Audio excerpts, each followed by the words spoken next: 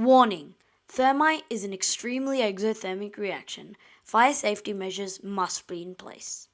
Hey guys, welcome to the first video in my series Elemental Extractions.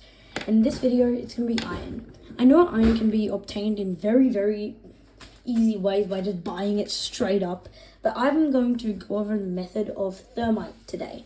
So to make thermite, I'll leave some link in the description if you don't know.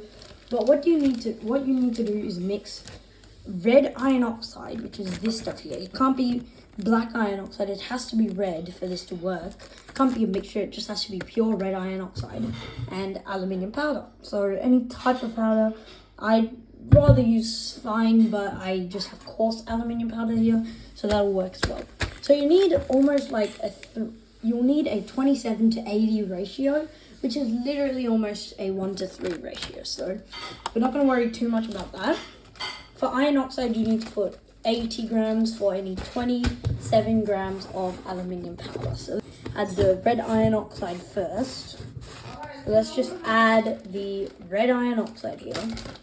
You can buy this easily from pottery supply stores because it's very useful. It stains things easily, so it's useful as a glaze. So I'm just going to add more.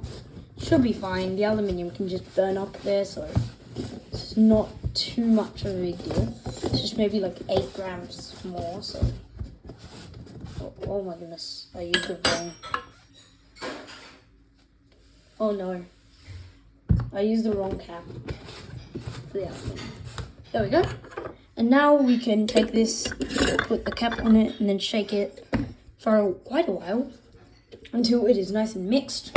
One important thing to know is that when you take the cap off, you should go outside or do it in a fume hood.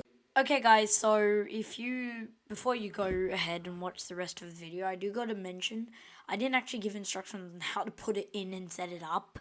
And the way you do that is put it into a container, probably like a terracotta flower pot, or put it over a brick and use a toilet paper roll like I did. I do not recommend that though. Just use a terracotta flower pot or flower pot saucer sort of thing.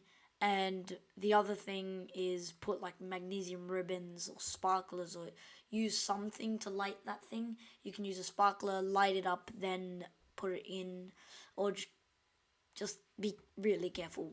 Use magnesium ribbon, I find they're the best.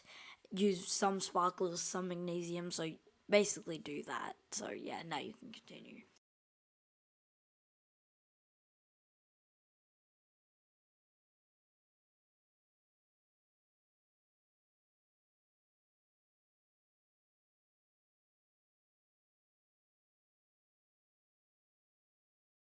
Okay, so this is a slag I got. I didn't get too much, but I did get iron from another time I did this earlier, a few months ago. But I'm just going to use the iron from here.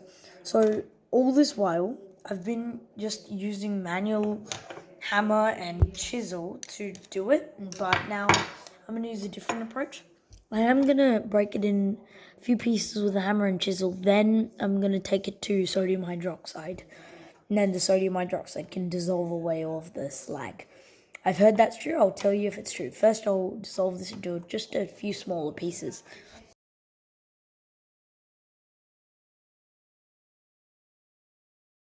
So originally I only had 2 pieces, but I've scraped some of the of my driveway where I did it. It leaked off, and there was a lot more iron, so I got about 7 or 8 pieces now.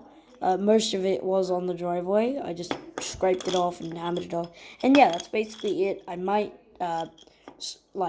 remove the oxidation in a future video. I don't know how to do that yet, but if you know, please tell me in the comments. But yeah, that's basically it for this video, and I will see you in the next one. Peace.